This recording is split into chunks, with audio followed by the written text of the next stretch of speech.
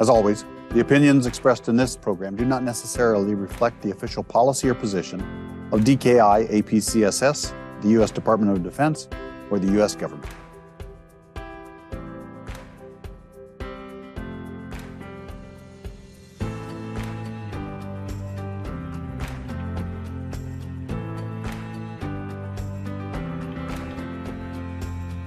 When I say the sanctions don't work, they don't work in changing the regime, but the sanctions do hurt people in North Korea, but they don't hurt the people who matter. From the Daniel K. Inouye Asia Pacific Center for Security Studies in Honolulu, Hawaii, welcome to episode 11 of the Security Nexus Webinar, North Korea Beyond the Headlines, Unveiling the Reality with Glyn Ford. I'm your host, James Minnich, Colonel United States Army, retired, and DKI APCSS professor. North Korea often captures global attention through its actions, dominating news headlines. Images of missiles and bombastic threats paint a picture of an irrational, isolated regime. But the situation is far more nuanced. It's a nation shaped by conflict, steeled in ideology, and driven by forces we scarcely understand. To grasp North Korea's actions, we must look beyond the sensationalism. Its meteoric nuclear rise isn't just about aggression. It's rooted in a complex interplay of factors, including realist security concerns regarding external threats, domestic political considerations related to regime stability and legitimacy, and normative symbols associated with national identity and prestige. However, the situation is further complicated by internal dynamics. The economy faces challenges under international sanctions, and the society continues to navigate a historical legacy of self-reliance within its highly regulated environment. Understanding these internal factors and key institutional roles is vital for comprehending the broader landscape of the Korean Peninsula and exploring avenues towards stability and peace. To guide us through this complex landscape, I'm honored to welcome Mr. Glyn Ford, a world-renowned expert on North Korea, who has made nearly 50 visits to the country. Together, we'll challenge assumptions and ignite a vital conversation, and we may discover a nation beyond the headlines, a land of unexpected truth. Glyn, welcome to the show. Thank you.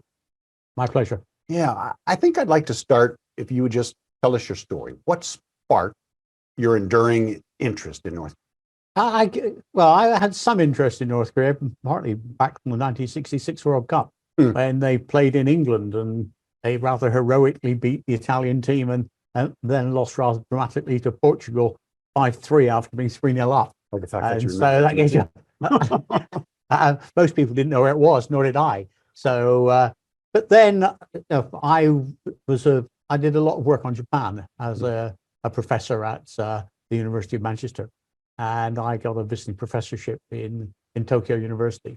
And so teaching science and technology policy, not Japanese. And so while I was there, I was urged to go to the Seoul to visit the Kim Dae-jong, who was under house arrest. Yes. Because I was a member of the Labour Party, so I was active in, if you want, in party politics. That's right. And so I met him then, and I knew him and met him regularly all the way through to his death in 2009. And he got me interested in North Korea. I was one of the members of his Asia Pacific Peace Committee and the rest. So that's when I started. My real engagement didn't really happen until the late 1990s, because then the North Koreans came and knocked on my door and said, we've got a famine, we need food aid, we can't talk to European Commission officials. By then I was a member of the European Parliament. And so can you help it? I said, well, you've got to show me what the situation is. I'm very happy to do what I can to help. So I took an unofficial delegation, myself and two colleagues, to Pyongyang. And it really went from there in a sense, because while I was there, I said, do you like an official delegation from the European Parliament? And they said, yeah. I said, you don't care how I get it? No. So we went back and tabled a very critical resolution demanding that the North Koreans allow us access. And to everyone's surprise, apart from me and my two colleagues, result of this, sending this letter off, was an invitation to send an official delegation.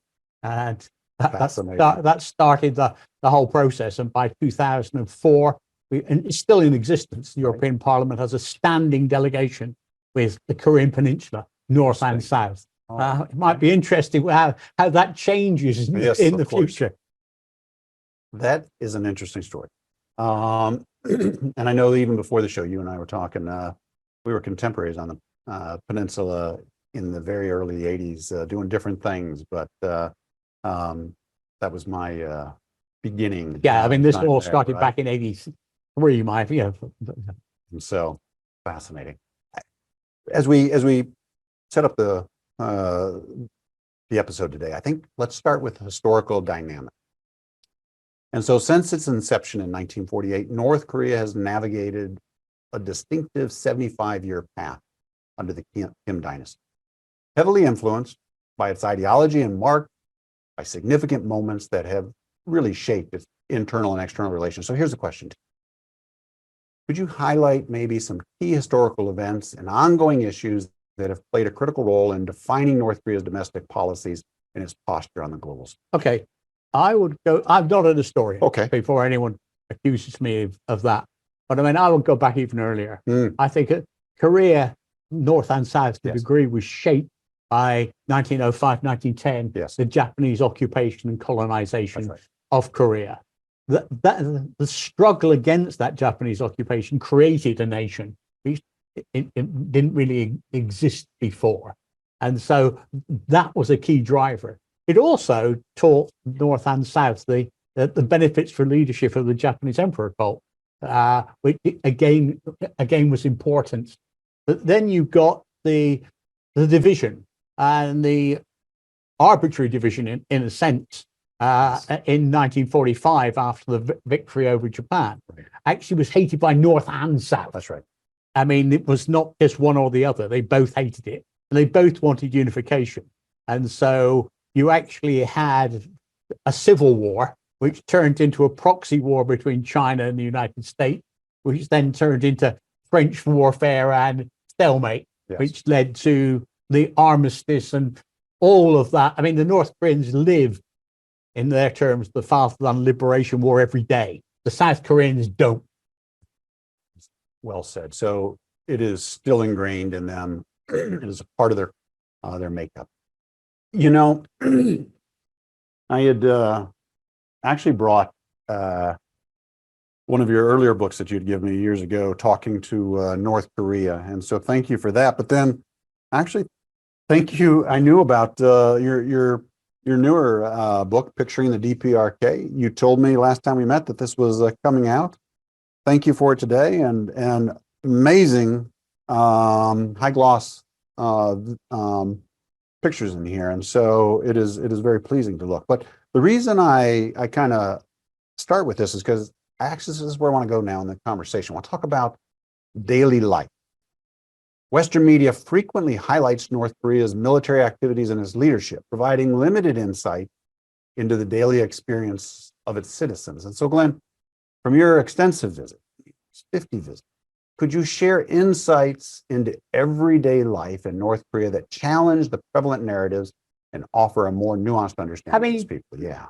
It's not entirely unfair. North Korea is very much a military regime. It is. Something like between 1 and 1.4 million men are in the army. Yes. And the terms of conscription are something between 10, 12, and 13 years. So there's a big block of men that aren't there. Sure. But amongst those that are there, those that get exemptions because they're in, if you want, in essential occupations and the rest, and the women, they've got the same concerns as everybody else. I mean, they're concerned about, can they get their sons into the right university? They're struggling. Can they? How can they make sure that their grandparents or the parents get health care? Right. The younger men, because it's very much a male society. So the people we deal with officially are all men, but the younger officials, they're concerned about girlfriends and complain that unless they get access to South Korean pop music, they struggle to find a girlfriend. I mean, you've got these kind of concerns that are exactly the same kind of concerns you get amongst, people of that age in the US and the UK and Europe. Well, fascinating. I could pull on that so much, but I think let me at least pull on this piece. And you spent a bit of time in Pyongyang, and you could talk maybe a little bit about how they live there, but they live differently in the rural areas. Yeah, I mean, there's principally three areas in North Korea, very simplistically. The people who matter live in Pyongyang. I mean, those are the people that the regime want to keep on side. And that's 1.5 million, 2 million, somewhere around. I mean, this is a population of something like 24, 25 million. 1.5 million are the people who matter. Okay. I mean, that's why if you want not terribly attractive North Korean party officials, can get really nice girlfriends, because if you marry someone who lives in Pyongyang, you get to move there. That's right. And so that's got a big advantage. Around Pyongyang, there are controls to get in and out of Pyongyang. If you're in North Korea, you need permission, and you need a pass. Then you've got the countryside, and the countryside is a fairly peasant community. Okay. But don't let's exaggerate in the sense that there aren't. I mean, this is not an agricultural society. Okay. This is an industrial society that's struggling from an industrial point of view. So you've got the farming community outside in the state farms and the rest. And then you've got what I call the Rust Belt, which is the area on the east coast, north of Wonsan, probably Hangnam, Hungnam, Kimchek, Chongjin. Yep. And that's where you had all the heavy industry, the steel plants, the Vinalon plants, which North Korea's own synthetic, the fertilizer plants and the rest. And they're not really yet working. Well, I haven't been to North Korea for 4 years because of the pandemic. I'm talking from my experience there. They're not really working. And the problem is up in the Northeast, there's a very narrow coastal belt, and then you've got mountains. So you've got no local food, very limited local food production. And if you're at the end of the food delivery line, you're the people who go hungry. So that's the area where the situation is fairly grim. This year, there's been a rather good harvest, partly because of good weather, but also some changes in agricultural practices. So people are comparatively well off this year in the farming areas and elsewhere. Now, that's not guaranteed to continue. It depends on meteorology, probably more than machinery. Well said. Let's turn the conversation and let's talk about the nuclear narrative, as it were. North Korea recently adopted a nuclear first strike policy, and it really sparked intense debate around the world. I have listened to and read these debates, and some of them are fairly stark. And so maybe you could share your insight on the rationale behind this policy shift and its implications for regional and international security. The most important thing to understand is that North Korea is doing this from a position of weakness, not strength. We've got David and Goliath in the wrong roles. South Korea outspends North Korea in terms of its conventional forces by a factor of 11.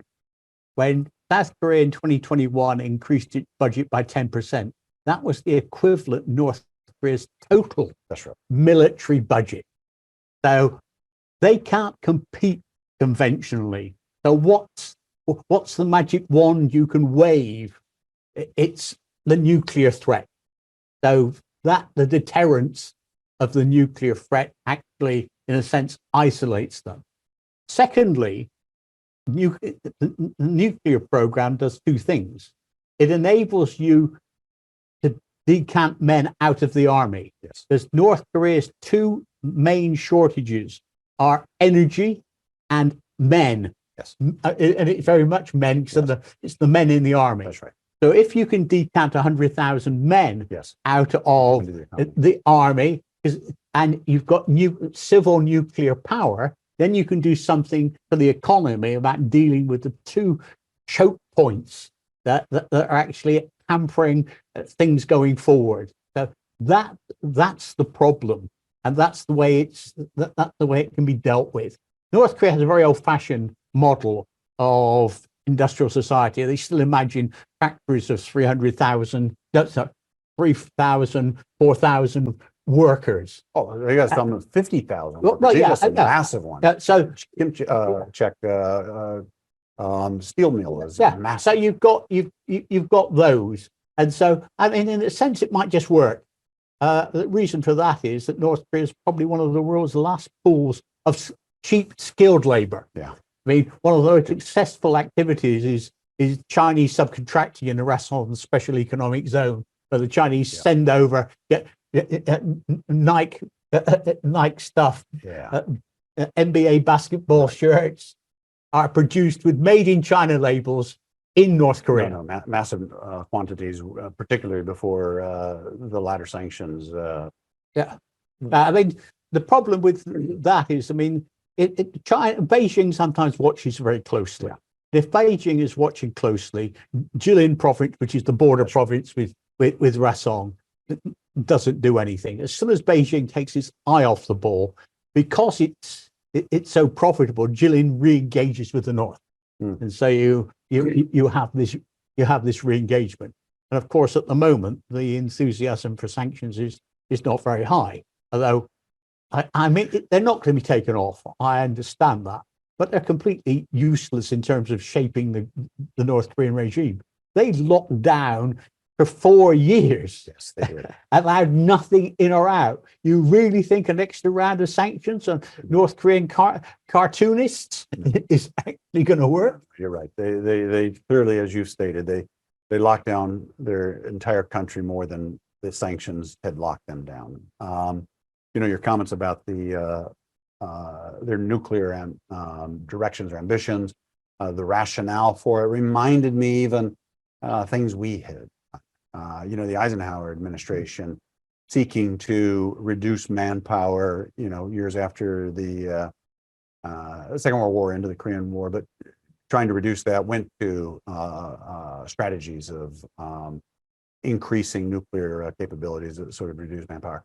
I spent the first decade of my career, 82 to 90, 91, dealing with nuclear release authentication and delivery, and so had that close up. I mean, in a sense, where does it go from here?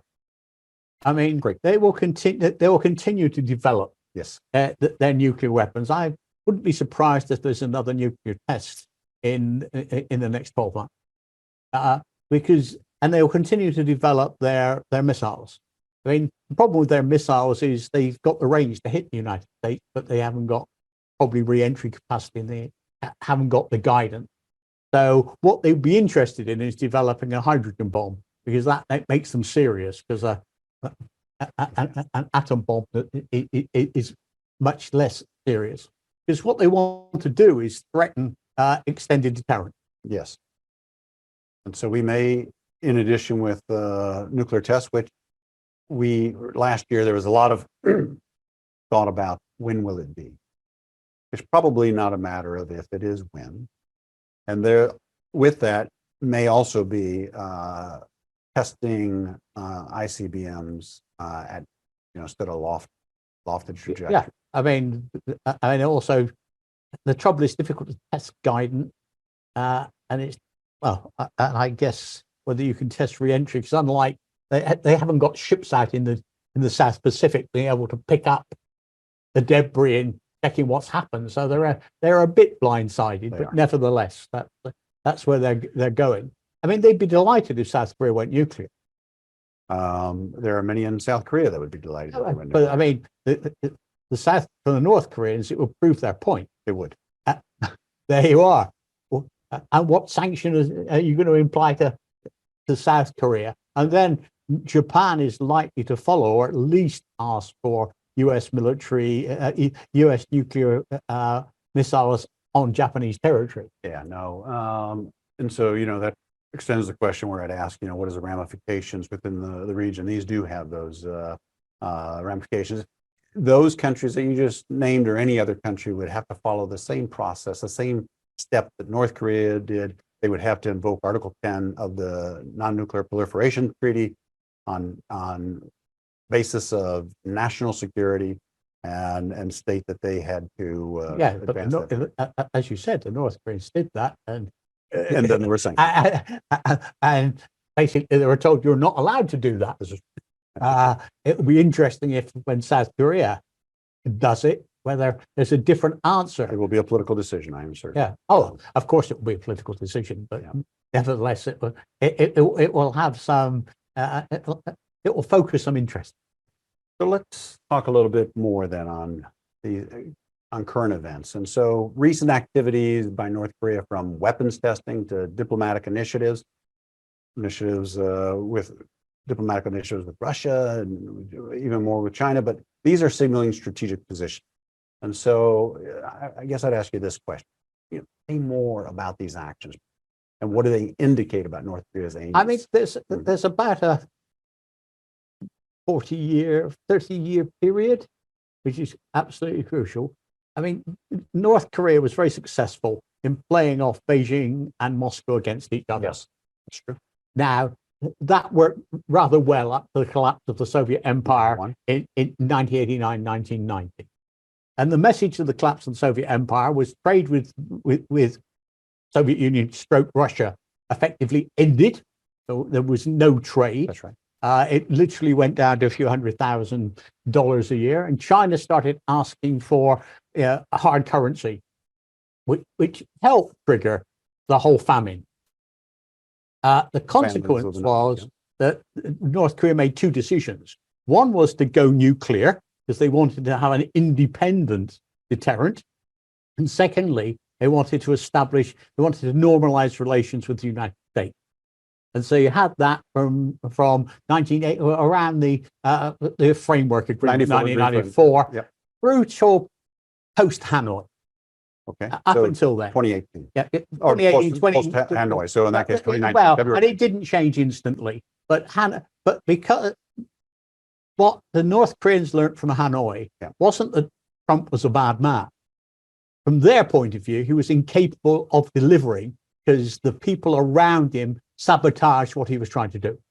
So people like Pompeo and whatever, John Bolton, were actually blamed for that sabotage. But they have no view that that's going to get any better. So the US thing doesn't go. Coupled with Afghanistan and with the rise of China, they've now decided that there's an alternative. You can build a new alliance. The Russians had no interest in North Korea for 25 years. You're right. Now they're in need, and North Korea help. And the North Koreans see themselves as a bit back in a situation where they will be able to play Moscow off against Beijing. Won't be quite the same, but it's a better game than the alternative, which didn't work.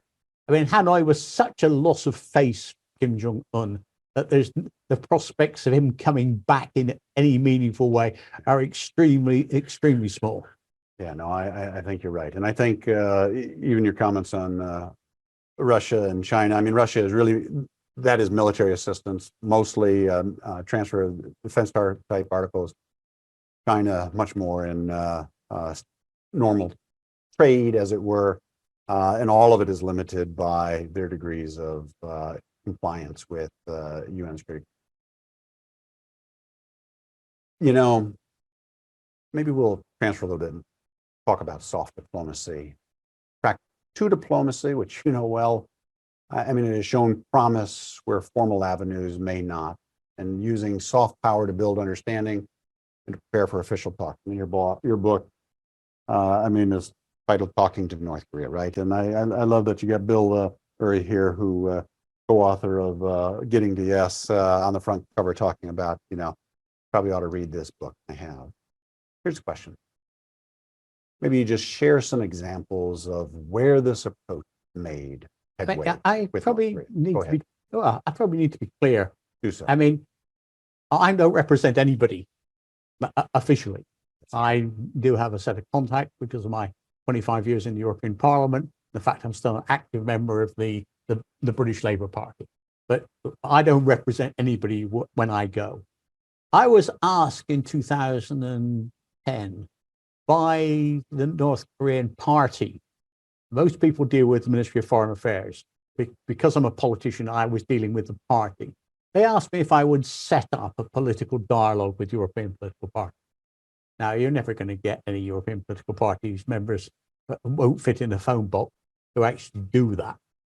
But I did suggest that what I could do is to get together a group of people who were former senior politicians to have a political dialogue. And we had that dialogue from 2010 till 2018. So, I mean, we're hoping it will restart again. They're just beginning to open up. But from that period of time, we traveled there very regularly. We were not in a confrontational, I mean, we asked some challenging questions, but we weren't coming back with a piece of paper signed by both sides, right, or anything like that. They didn't pass messages, but they did pass communications. Probably the most important of which was we met with Ryang during the 2017, early 2018, when it was fire and fury, yes. and I've got a bigger button than you and the rest. And Ryang actually said to us, look, I mean, they watched the Iraq war. Yes, that is right. So the answer we got from Ryang was, if the Americans evacuate non-combatants from South Korea, we'll consider that a declaration of war and act accordingly. I was engaged in NEO, non-combatant evacuation operation exercises, period, and we were concerned.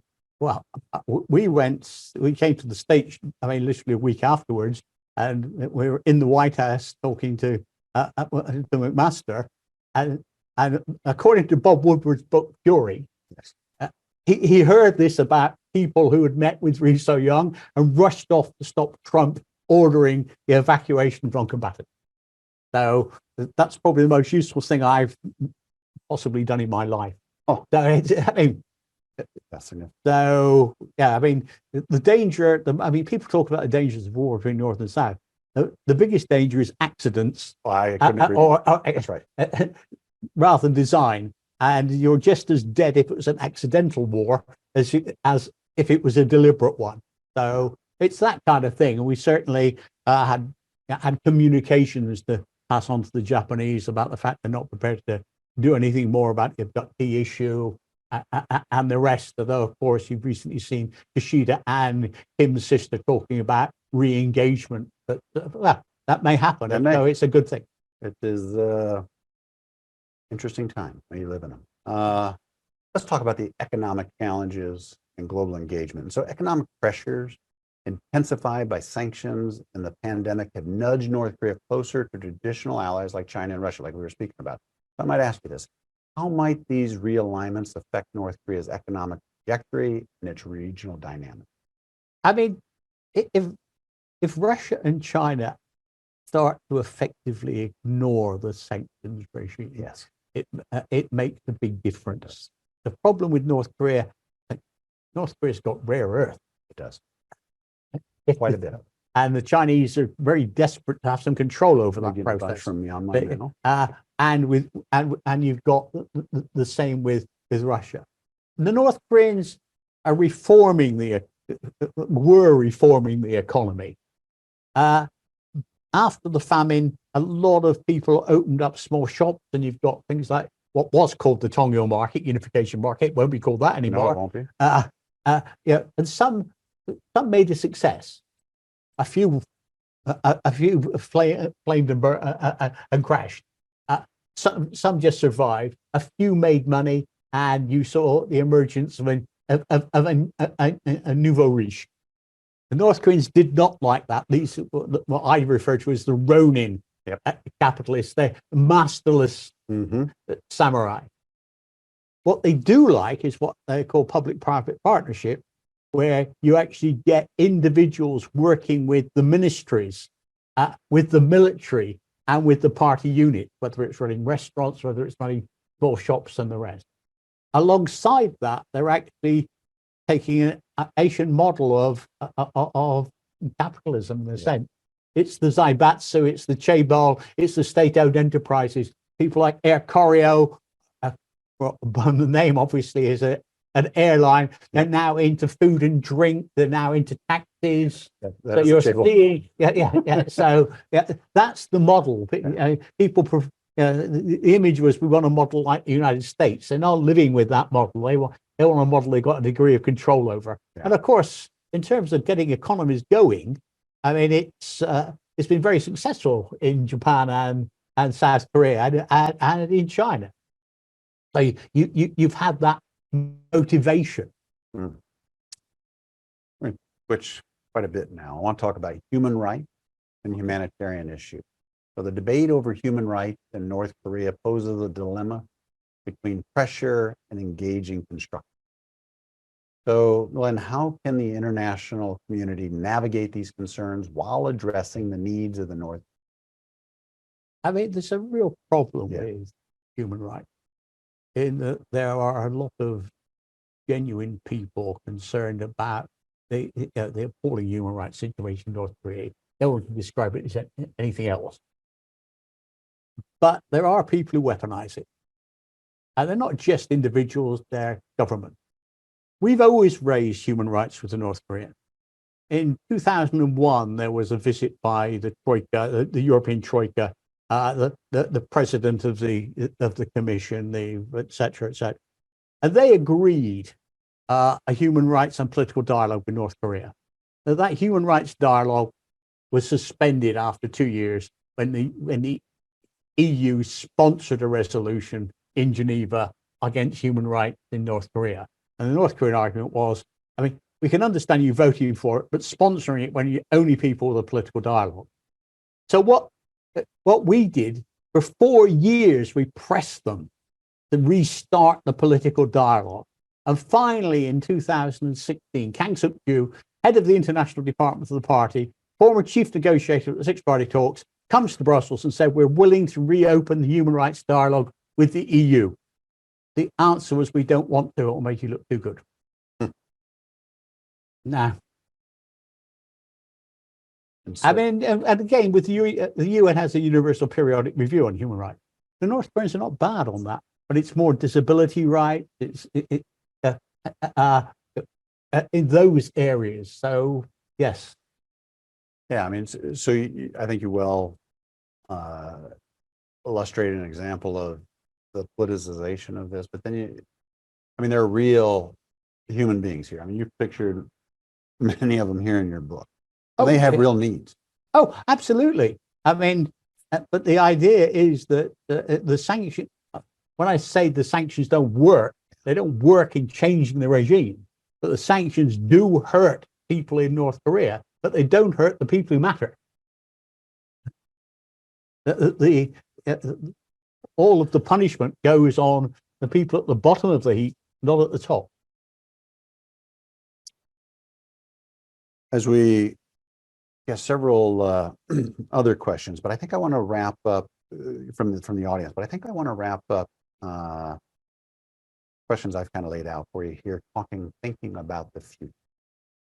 And so with potential political shifts in South Korea and the United States, and North Korea's own evolving defense strategies and alliance, I mean, the peninsula stands, again, at a pivotal moment. And so we might ask ourselves, what factors do you believe will shape North Korea's future? What might that be? Well, I mean, obviously we had what I term the Kim's State of the Union address in December. Yes. And that was a bit of a bombshell. They've abandoned officially reunification. They've identified South Korea as the main enemy. They have. And they are going ahead with their nuclear program. They're also planning to redelineate the boundaries of North Korea, which probably by the end of this year, which in itself poses a lot of problems. Now, the people we talk to at the higher ranks of the party have always been very skeptical about early reunification. I mean, Ri So-young, who was the last head of the international department that we spoke to, I mean, would say quite openly, of course, early reunification can only be assimilation. I mean, the South Korean economy is 40, 50 times bigger than ours. I mean, that's assimilation. Now, if the Americans got off our back, they ended the hostile policy, took off the sanctions. We're as bright, we're as intelligent as the South Koreans people in Singapore, China, whatever, we could grow our economy at 15, 20% a year. Now, in 25 years' time, we're in the same ballpark as South Korea. Then we could talk. Now, that was always the, if you want, the elite view. But that now become the public view, and there's the isolation. The main enemy argument, it seems to me, is the problem is they've now moved to relying on nuclear weapons. Now, the argument always used to be that the vast majority of people in South Korea were misguided, if you want, Koreans led by the Americans and the right-wing regimes in the South, or the left-wing regimes in the South. I mean, but now they're attempting to, they're effectively dehumanizing them in a way, because nuclear weapons are you can't have targeted attacks with nuclear weapons. So you need to remove the idea that you're killing your brothers. So they're the enemy. And I think that's an element in that. It's quite important. And so if you were going to look, I don't know, several years in the future, does it look more of the same, you think? Are we more divided? Is there, what do you think when you look a little bit into this? I mean, if one wants to be optimistic, one could, if we could get the North Korean economy growing, but that will be despite Western sanctions. Yeah, like there's no prospect of those being lifted. If the North Korean economy would start to grow, and they gave some figures that were it seemed to be rather fanciful, but the suggestion is that there has been some small growth in the economy. Things are a bit better than they were last year. So that's important. If they start engaging with more special economic zones, that would also be a good thing. The problem is they want to talk to the Europeans, but they've said they don't want to talk to the United States, to South Korea. They don't want to get into multilateral negotiations, but they have indicated there's some interest in talking to the Europeans. What they don't realize is it's very difficult for the Europeans at an official level to talk to the North Koreans while they're supplying munitions to Russia, because those munitions are being used to kill other Europeans. So, I mean, they've got a problem. They've got a problem there. So, yeah. Well, thanks, sir. So let's go ahead now and let's transition to audience questions. So we've curated a diverse selection that cover key areas of interest, and these were submitted during registration. So let's just dive into it. And so the first one I think we'll talk about is foreign policy directive. So how do you see North Korea's foreign policy evolving with other countries in the coming years? Now I kind of lead there because that's kind of where you left off. And we'll pull on that one a little more. I mean, part of the problem is, it depends on China. I mean, China's a little bit nervous. I mean, the North Koreans are not treating the Chinese very well at the moment. The Chinese special representative on the Korean Peninsula has not been allowed to visit North Korea. The Chinese are a bit nervous about their over-engagement with Moscow. So it may be an area where the US and where Washington and Beijing can work together a little, not on overthrowing the regime or anything, but exerting some control. So there's a prospect there that something could be done in exchange for the United States trying to keep, well, if the Chinese were going to keep North Korea under control, and the US would be expected, the Chinese expected to keep South Korea under control, but there's a little bit of nervousness there. So that's a possibility. North Korea is resetting its foreign relations. They've already closed 6 embassies, and it looks like it will probably close another 10. They seem to be largely abandoning their embassies in Africa, South America, even some in Europe, because they're retrenching back. I mean, the only ones they're going to keep are the ones I suspect they need. I mean, my view would be they would keep the one in London. I mean, the UK is on the Security Council.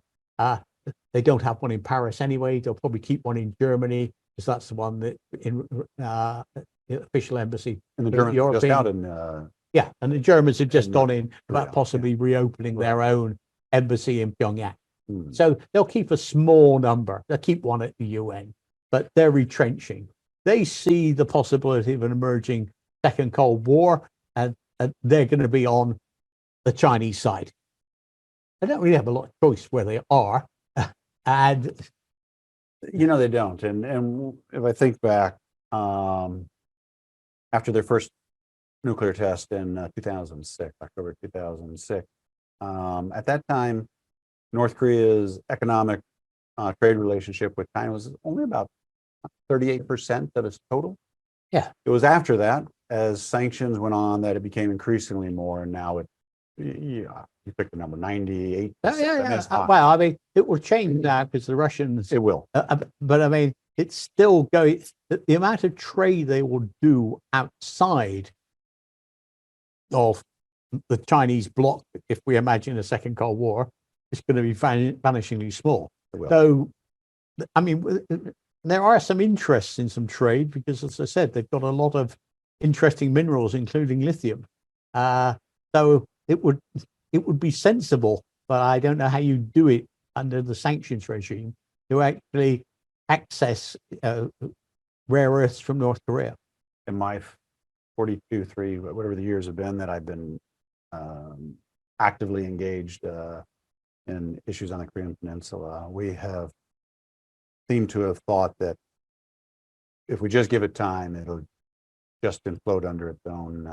I mean, that's a mistake. It's long been a mistake Yeah. because North Korean communism, I mean, it's more of a theocracy, frankly, than Marxist-Leninism. It'll be interesting. They took the last pictures of Marx and Lenin down in Kim Il-sung Square probably about 10 years ago for refurbishment. And every time I went after, I said, "You've just built 100,000 houses in Pyongyang. You haven't been able to refurbish 2 pictures. What's wrong?" In the end, the party people just look embarrassed. So I mean, let's put it where it is. Right. But, yeah. Right. So that's where you are. Here we got another question from the audience. Regional geopolitics and alliance. This is a topic. So what are the broader implications for Northeast Asia's geopolitical landscape of the strengthening ties between Moscow and? Well, I mean, in a sense, I've touched on it previously. It creates a problem for all of them. But I mean, you've got to offer them an alternative. Now, I'm not sure there's anyone around who's prepared to. If someone was saying to the North Koreans, "Well, if you actually stop supplying arms to Russia, we will put $1 billion into a rare earth mine in North Korea," you might get somewhere. If you're just saying, "We don't like you doing it, and we're going to pass a nasty resolution in the UN Security Council saying this is wrong," I'm not sure the North Koreans are going to pay much attention. Yeah, to my earlier point, they probably just won't, roll over and die. And therefore, if they're excised from the, for reasons, excised from the international economic market, they're going to find something to. And the regime has got a degree of resilience because for by whatever reason, they're actually rooted in Korean history and culture. The Workers' Party of Korea is not one of the feeble parties that you had in much of the Russian Empire in Europe. So I mean, they reflect, in a sense, Korean values which you didn't have in places like Hungary and the Czech Republic and elsewhere in Europe. So those were easy to topple. They didn't have resilience. They were fragile. The North Korean regime is absolutely not a fragile regime in any sense of the term. I want to move to another question: perception and ideology. So, how does North Korea's view of its governance model align or diverge from the international governance? Well, I mean, despite my argument, it's not really a Marxist state. It is a Leninist state in the sense of top-down control. I mean, and that being, that was the situation in the Soviet Union up until 1989, largely the situation in China. It's a party-driven, so it's a party model, and that's what you get. I mean, that's why we're in a lucky position in actually talking to the party, because they're the people who actually make the decisions. But I mean, in as much as there are plenty of countries in the world that are not democracies. It is not a democracy, but it's leadership. I mean, it's not purely Kim Jong-un operating on a whim. I mean, there's a court structure around him, and it's largely functional. Well, talk about international aid and access. And so can you suggest perhaps strategies to facilitate the reentry of international humanitarian organizations into North? Well, I mean, I guess at the moment it won't be South Korean, and they probably for a while won't be from the United States. But if people want to get in international aid, they're talking about wanting to engage with the European Union more. It may be that European aid agencies or the European wings of global aid agencies would have easier access than other people. But you need to be looking at what North Korea needs. And at the moment, I mean, you're probably talking more about, you're not talking about emergency food aid at the moment. And maybe if there's a series of bad harvests, you are. At the moment, you're probably talking more about helping them improve their agriculture. I mean, again, the sensible thing for North Korea to do would be to not try and produce all the food it needs. But the problem is that if it doesn't do that, they go hungry. What they should be doing is selling what they've got and buying food in. But that's not a model that's acceptable, that's available to them. And so, I mean, to pull on your point a bit, understanding what they really need to be speaking with North Koreans, right? I mean, this is not going to be something implanted upon them and be successful. It is going to be. Yeah, I mean, we need to have an alternative offer to the North Koreans that isn't the one they've got now. Because the one they've got now is just going to drive them further in the direction that they're already going. I mean, I don't see any prospect of North Korea giving up its nuclear weapons anytime soon. But I do see possibilities where they might slow it or even freeze development. That's a very different situation. That puts the whole world in a safer place than we will be if we drive them to actually follow both the nuclear path and their path of alignment with Moscow and the rest. You know, I have publicly said that we perhaps would be in a better future in a North Korea that may be a interim nuclear friendly state than a belligerent nuclear armed. Oh yeah, I mean, or even a slightly hostile state, but not one that's got a hair trigger. So let's pull on that a little bit more. Let's talk about leadership, succession, and stability. And so, are there any indications of a leadership succession plan in North Korea, and what impact could such a transition have on the stability? Now, I mean, Kim Jong-un is what, about 40 years old. So, but over to you. I mean, I'm not sure there is a plan because there's no obvious successor. But there's some talk of the. I mean, I guess there's an emergency plan. There is a half brother around who's considered not to be very impressive by many people. But it depends whether you're looking for a real leader or whether you're looking for a figurehead. I mean, Kim Jong-un doesn't do things on his own. There's a group of people around him. There's a court. And it's just yeah. I mean, the problem is it's such a male-dominated society. I just see a real problem for the sister kind of taking over. Now, maybe if Kim lives another 20 years and she's able to embed herself in the machinery of the party and the state, that might be different. But if he falls over in the next 5 years, then I see possibly him as a nominal head of state, but the same army generals running the show as we've got at the moment. I mean, this is, we spoke at the beginning of the episode about this being dynastic, and the most important thing in a dynasty is the bloodline, right? Yes, I mean, it's perfectly possible, but not all leaders in those dynasties actually have the same leverage over the decision-making processes. Some are leaders, some are more nominal than others. Yeah, no, well stated, well understood. Inter-Korean relations and prospects for peace. So let's talk about that a bit. So in the context of fostering peace on the Korean Peninsula, what key concessions do you believe North Korea would need to consider in order to move this? Well, I mean, it's very difficult. I don't sure.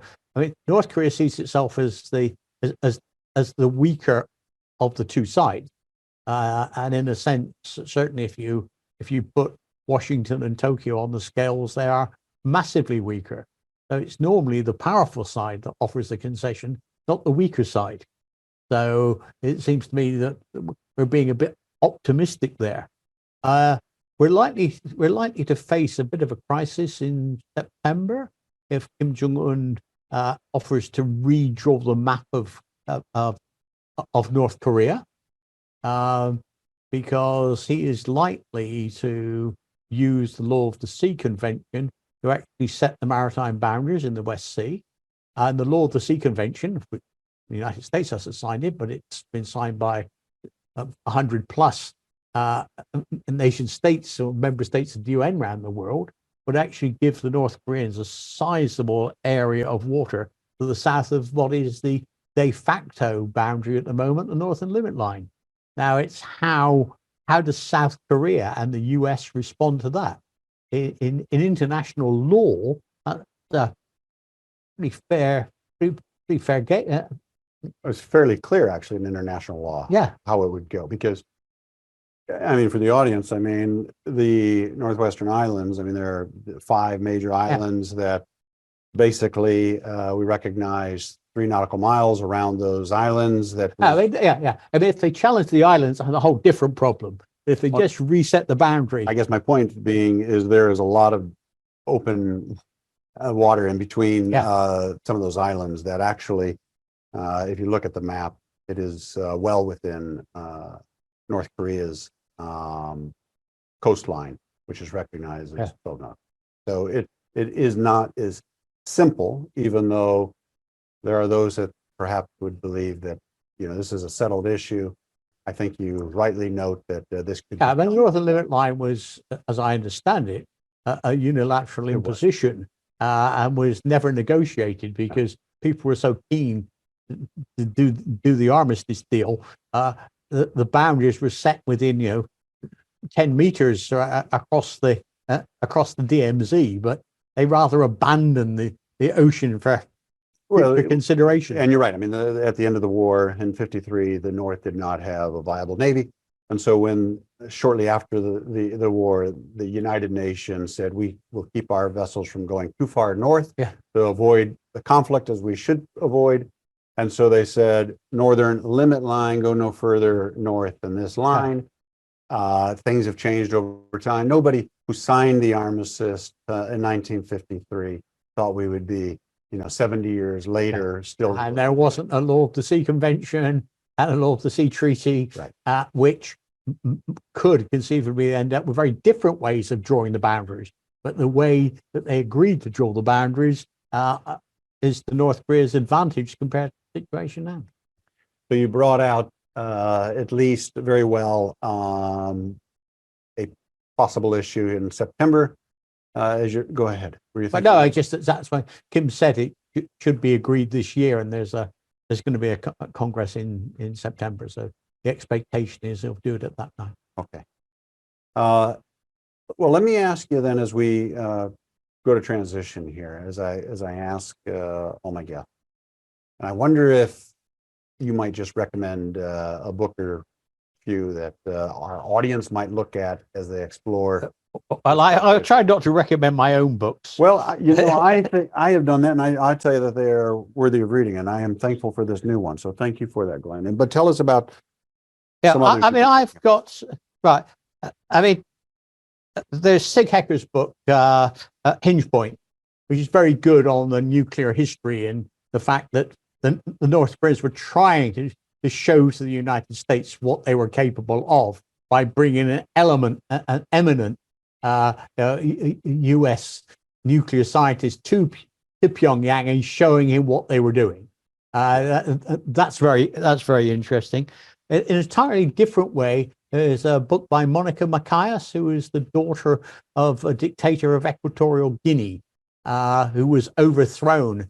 And he sent his family, but she was very to North Korea, but she was very young. She was only 4 or 5 years old, and she was brought up in North Korea. And she's written a book recently called Black Girl in Pyongyang. It is a fascinating story, actually, and so that's interesting that you bring that one up.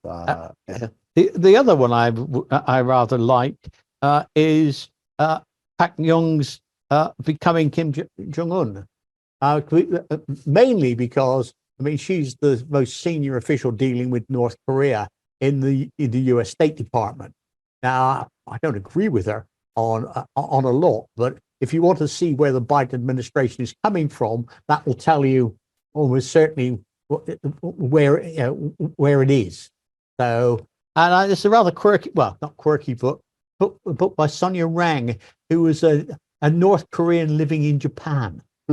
And she gives a detail, looks at the schooling and everything else about how they live, and it's obviously a reflection of life in North Korea, because they try and recreate North Korea and Japan in a way you can't investigate in North Korea, but you can by looking at the Korean community, like Cousin Soren, in Japan. Glyn, this has been fascinating. I am so glad that you were able to stop on your trip here to Hawaii, sit down with us. We've had you in our center before. We are better for it every time you visit with us. So thank you. Thank you. My pleasure. Our session with Glyn has been incredibly insightful. He has masterfully illuminated the complexities of North Korea, helping us to gain a more nuanced understanding of the challenges and potential pathways to. One key takeaway is understanding diverse perspectives and motivations, which are crucial in breaking down barriers and finding solutions to complex challenges. If stories of courage, leadership, and overcoming obstacles resonate with you, then mark your calendars for March 11th, when we will delve into the remarkable journey of Lieutenant Colonel Robin Fellows in Australia's first female commando, A Tale of Resilience. From her humble beginnings to becoming a trailblazer in the Australian Army, Robin's story echoes themes of breaking barriers and defying expectations. Join us for an empowering discussion about resilience, determination, and shattering glass ceilings. Mahalo nui loa, Glyn. Thank you for generously sharing your expertise. Aloha oi, and until next time, this is James Minnich signing off. And don't forget to share your thoughts and questions about today's session in our online YouTube forum. As always, the opinions expressed in this program do not necessarily reflect the official policy or position of DKI APCSS, the U.S. Department of Defense, or the U.S. government.